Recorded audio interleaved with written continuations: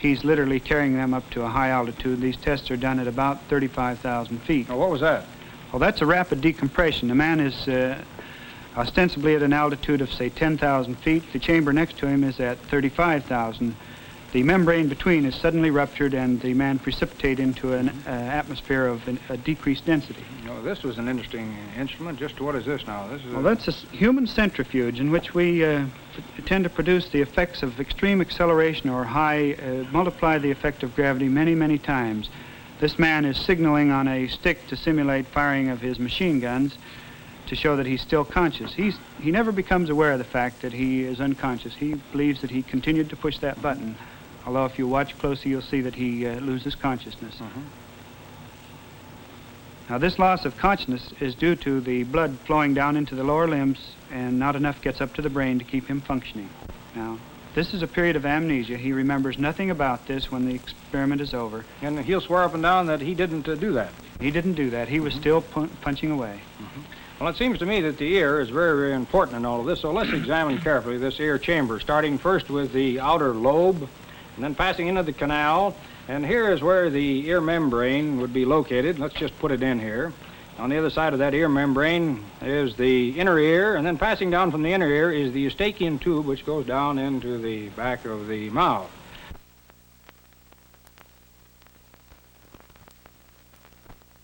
Well, Dr. Harold, we have here a mechanical contrivance devised to simulate the effects of the eardrum. This is the outer canal, which you just pointed out. This communicates with outside atmospheric pressure, and this is normal as long as we stay on the ground. Yes.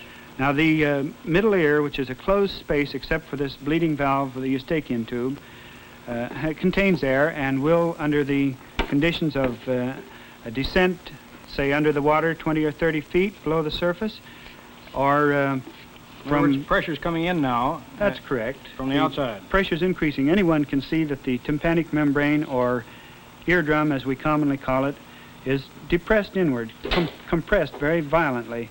Now, if the eustachian tube is operating as a safety valve, as it should be, this excursion of the eardrum is very modest and recovers perfectly all right. Normally. Well, now, what is the other extreme, the eardrum being pushed out from the inside? Well, Earl, if we increase the pressure within the middle ear, or conversely decrease the pressure on the outside of the eardrum then tends to bulge outward, as you can see here in this model. But only if you hold or stop off the eustachian tube. Again, it's only if the eustachian tube does not properly function. If the eustachian tube properly functions, it bleeds off the air, lets the increased pressure out, and everybody is comfortable. It seems to me the logical conclusion is that if you have a cold, you should never go up in an aircraft or go diving with diving equipment. That is correct, because a flyer, when his ears are not in good shape, will automatically be grounded by a conscientious flight surgeon. Well, that pretty well takes care of this problem of pressure. How about such things as acceleration? Well, Earl, if you're going to use your ticket to the moon, you'll have to be able to travel a great deal faster than the present-day speed record, which is in excess of 1,600 miles per hour. In fact, a speed of 25,000 miles per hour is necessary just to overcome the effects of gravity. Now, when you arrive at the other end of your journey on the moon, the deceleration or braking action would be tremendous. Out in space, say 10 miles from the surface of the Earth, we really don't know what problems we will encounter at that altitude. Of course, some of these problems have been anticipated by knowing the way in which certain things affect the Earth, as, for example, cosmic rays. And so from that, rocket ships have been designed with double hulls so that the outer hull is very thin and will stop anything before it gets through to the vital inner hull. Now, what about such things as, gravity? Well, Earl, now you're talking about 10 years into the future. There's a whale of a lot of research to be done, a great many problems yet to be solved. We have the pressure and the oxygen problems of high-altitude bailout solved.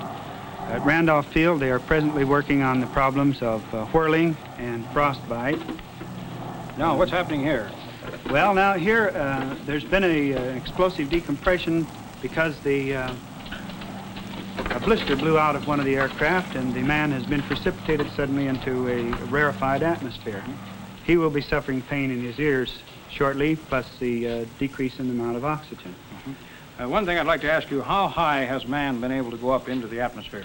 Well, in excess of 80,000 feet, 83,275 feet published record to date. Well, by no odd coincidence, we have as our guest on the program Captain Charles Yeager, who has flown higher, more than 20 miles, and flown faster than any other man. And why don't we step over here and see some of this equipment that he uses. How are you there, Major? How's everything? I called you Captain. It's Major. Excuse me. I'm very, very sorry. Quite all right. We're interested in this piece of equipment. What is it, and how does it work, and what does it do? Well, fortunate enough, people like you all and are interested enough in aviation medicine to stay quite a bit ahead of the research pilots. Our needs are a little beyond production pilots. So here we have a T1 pressure suit, which was developed back in 1945. And we were using in 1947 in the original X-1 flights when we had to fly above 50,000 feet. As you explained before, you need pure oxygen under pressure to fortify your blood with oxygen to get it into the bloodstream, rather. Once you get above, say, about 46,000 feet, the rib cage won't support the pressure required to get this oxygen into the bloodstream, so this T1 pressure suit was devised. Now, on the leg, we carry a bailout bottle down here, which is not on this particular suit. It makes the suit self-sustaining. You can bail out of the airplane even at 100,000 feet, and it will take care of you till you get down to 40,000 feet where you don't need reinforcement for your lungs.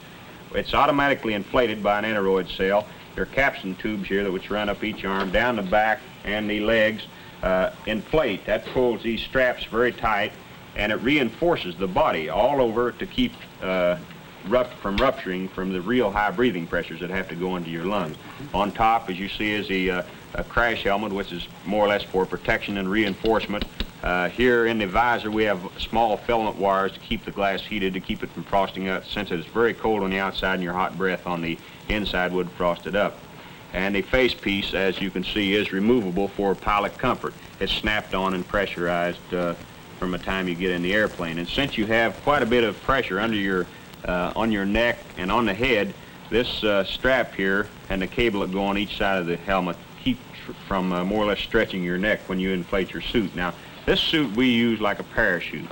There's no need to wear it around inflated if you have a pressurized cockpit, but if you should happen to lose a canopy, which we did in the one of our research airplanes at above 70,000 feet, then that's the only thing that can save your neck. And we're very fortunate in I'll cover this as the radio, and we have the microphone Oh, that's here. the microphone Yes, right there. Yes, he talks, and also your headset is on the inside of the helmet. And everything else is more or less just like a normal flying suit. You have incorporated inside a G-suit, which takes care of high accelerations. And there again, we're very fortunate in having people who look that far ahead of the requirements of pilots, both in pressure suits and G suits, and they're doing a lot of study now on gravity-free flight. So it makes it makes a man feel pretty good when you're doing research flying to know that they're looking that far ahead of you. One thing I'd like to ask you very quickly, our time is short. How fast have you been able to fly, or how fast can you tell us? Well, we've been up to around 1,650 mile an hour in the X-1A. That was last December. Oh, last December. Well, thanks very much for coming here to demonstrate this equipment, Major Yeager and Bill. How are you? And where's Dr. Lawrence here? How are you, sir? And we want to thank you very much for bringing all these things into the laboratory to demonstrate for us. Thank you, Major, for coming. And we'll be back in just a moment.